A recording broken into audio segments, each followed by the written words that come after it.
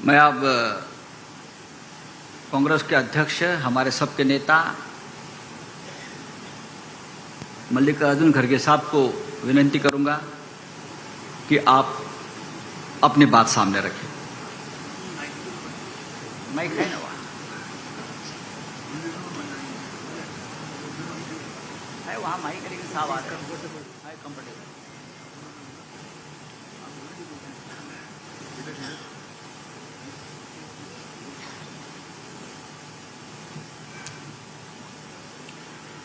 मंच पर बैठे हुए सभी नेतागण, यहाँ पर पधारे हुए हमारे मीडिया के दोस्तों, सारे नाम लेने की वजह से यही बेहतर होगा कि जो कोई स्टेज पे बैठे हैं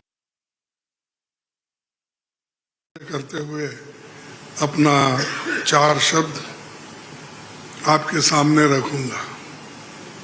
आज की ये जो बैठक हुई, ये बहुत ही ठीक ढंग से सभी पार्टियों ने मिलके चलाया। इसका उद्देश्य क्या था, ये तो उद्धव ठाकरे जी ने कहा है और हम इसकी कोशिश बहुत दिन से कर रहे हैं। जब मैं बेंगलोर में था, उस वक्त भी जो वहाँ पर मीटिंग हो गई थी, इससे पहले पटना में हो गई थी। उसके पहले तैयारी के लिए हमने मेरे घर पर भी राहुल साहब और नीतीश साहब, तेजस्वी और हमारे पवार साहब सभी मिलके एक बार बात किए। उसका एक ढांचा बना। उसके बाद जो नीतीश साहब के पटना में पहला मीटिंग हुआ, उस मीटिंग में एक एजेंडा तय करने की बात हो गई और उसके बाद में बेंगलुरु का हुआ।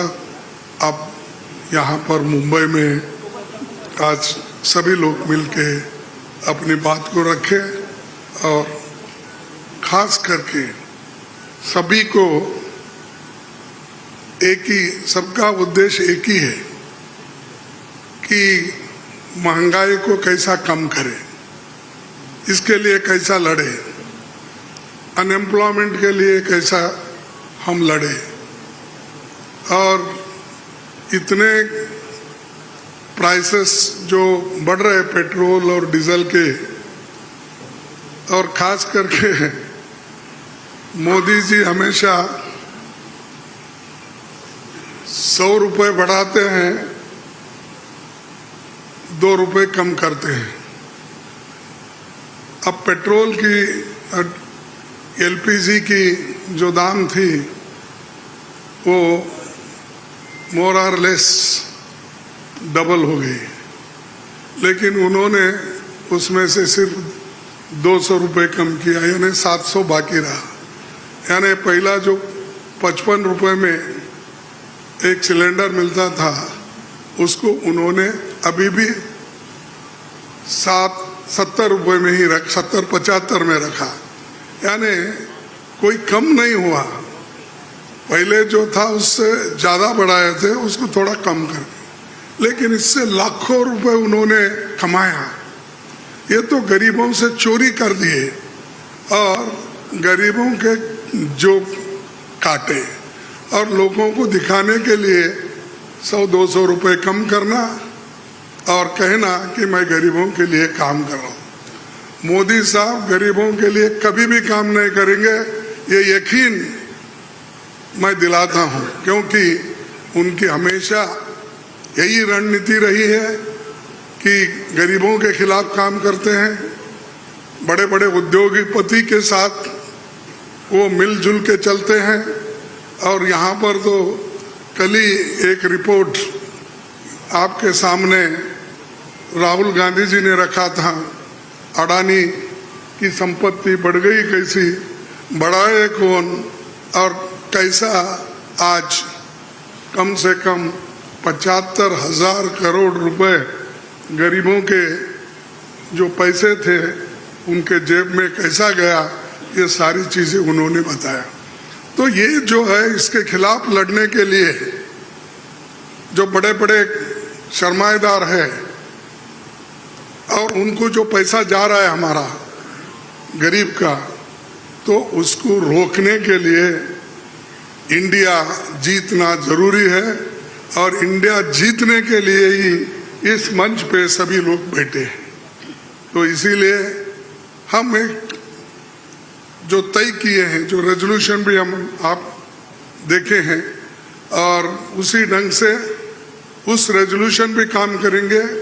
हर जगह मीटिंग करेंगे, हर स्टेट कैपिटल में हम जाएंगे और जो ये मुद्दे हैं, इन्फ्लेशन का हो, अनएम्प्लॉयमेंट का हो, हर चीज की जो बढ़त हो रही उसका हो, और ऑटोनोमस बॉडीज को सत्यानाश कर रहे हैं।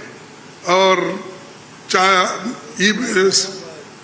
ईडी, सीबीआई, विजिलेंस, हर एक ऑटोनोमस बॉडी का मिसयूज कर रहे हैं। ऐसा कभी नहीं हुआ। मैं भी मोर और लेस शरद पवार जी साहब के बाद मेरा नंबर लगता है। मैं भी 55 साल से पॉलिटिक्स में हूँ और 52 साल से एमएलए, एमपी, राज्यसभा का मेंबर हूँ। मैं ऐसा नहीं देखा, कोई ऐसा चीफ मिनिस्टर किया नहीं ऐसा। लेकिन आज मोदी सडनली और एक बात की कि बिजनेस एडवाइजरी कमेटी को नहीं पूछे, अपोजिशन लीडर को भी नहीं बुलाए, किसी को बुलाए बगैर वो पार्लियामेंट का डेट देकर स्पेशल सेशन बुला रहे हैं। अरे स्पेशल सेशन, मणिपुर जल रहा था तो आपने नहीं बुलाया, कोविड के वक्त नहीं बुलाया, जब आप चाइना अपनी जमीन हड़प कर ले रही है, कब्जा कर लिए, उसके लिए नहीं बुलाया। लोग तंग और तबाह इसमें ये हमारा नोटबंदी के वक्त परेशान थे, माइग्रेंट वर्कर परेशान, उस वक्त नहीं बुलाया। जब जब मुल्क अपने मुश्किल में रहता उस वक्त उन्होंने कभी नहीं बुलाया। अब क्यों बुलाया मुझे मालूम नहीं, आज का एजेंडा क्या है उनका मालूम नहीं। तो ये देश चलाने की रीत नहीं है, ये उन्होंने आहिस्ता आहिस्ता डिक्टेटरशिप की तरफ जा रहे हैं। और ये ध्यान में रखना चाहिए कि कभी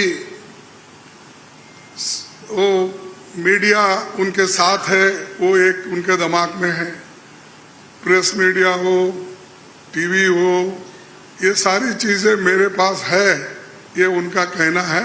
और हमको कभी कभी ऐसा दिखता भी है, माफ करो क्योंकि मैं ऐसा बोल रहा हूँ समझ के, आप गुस्से में आके हमारे खिलाफ मत लिखो। तो जो कुछ है वस्तु स्थिति, आपको भी मुंह को ताला लगाया, हाथ बंद दिए आपके भी लिखने के, ये सारी चीजें कर रहे हैं और आहिस्ता आहिस्ता डिक्टेटर के तरफ वो जा रहे हैं। तो हम इसके खिलाफ लड़ने के लिए, उनके विचारधारा के खिलाफ लड़ने के लिए, उनके जो कुछ भी ये करप्शन, बड़े करप्शन, उनके जो इंस्टीट्यूशनल करप्शन होते हैं, ऐसा छोटा मोटा करप्शन वो नहीं करते, लोगों को नहीं दिखना वो पूरा। लेकिन सीएजी रिपोर्ट में दिखाया है कितने करोड़ घपले हो गए हैं। तो उनका करप्शन इनविजिबल है और वो हमेशा अपनी बात ये कहते हैं कि मैं किसी को न खाऊंगा न किसी को खाने दूंगा। लेकिन खाने तो सबको दे रहे हैं, अपने को जो चाहते हैं उनको तो दे रहे हैं, लेकिन लोगों को भूखे मार रहे हैं, लोगों को कुछ नहीं दे रहे। तो इसके लिए हम आवाज उठाए और उसके तहत हम काम करना है। आगे भी हमारी कहाँ मीटिंग होगी हम तय करने वाले हैं, जल्द से जल्द वो भी मीटिंग होगी। और बाकी के जो विषय हम आपके सामने रखे मुद्दे, उनके ऊपर हम लड़ते रहेंगे। वो डराने की कोशिश करते हैं, हम डरेंगे नहीं, ये हमारा वायदा है। और हम हमेशा लड़ते रहेंगे और जीतते रहेंगे। और आज मुंबई में जो हमारे महाराष्ट्र विकास आघाड़ी जो ये स्टेप लेकर हमको बुलाए हैं, उद्धव जी लीड लिए हैं और बाकी कांग्रेस पार्टी और एनसीपी सभी ने मिलके ये जो एक यहाँ पर कार्यक्रम रखा और बहुत यशस्वी हुआ, इसलिए मैं उन महाराष्ट्र विकास आघाड़ी के सभी नेताओं को धन्यवाद देता हूँ और आप सभी को भी मैं धन्यवाद देता हूँ, क्योंकि आगे की और भी मीटिंग्स हैं, वो डेट टाइम सभी बताएंगे और कहाँ मीटिंग हमारी होगी, वो से 5-6 जगह पब्लिक मीटिंग होगी, वो भी हम आपको बताएंगे और काम करते रहेंगे और मजबूती के साथ काम करते रहेंगे। इसको ढीला करने की कोशिश मोदी जी कितना भी कोशिश करे, हम वो डरने वाले नहीं है। इसीलिए मैं इतना ही कहूँगा कि उन्होंने तो हमेशा मोदी जी झूठ बोलते ही रहते हैं, लेकिन लोग उनको सच समझते हैं। लेकिन अभी भी मराठी में एक कहावत है, खोटा बोला पण रेटून बोला, तो ऐसा उनका है। इसीलिए सब झूठ बोलते जाते हैं, लोगों में भ्रम डालते हैं, तो वो सबको हमको एक्सपोज करना है, हम करते रहेंगे। धन्यवाद। मराठीमध्ये एक म्हण आहे, खोटं बोला पण रेटून बोला, आणि ती म्हण वापरली जाते अशी टीका मल्लिकार्जुन खरगे यांनी केलेली आहे। मणिपूर जळत असताना विशेष सत्र का बोलवलं नाही, आत्ताच का बोलवतात असा सवाल सुद्धा त्यांनी उपस्थित केलेला आहे।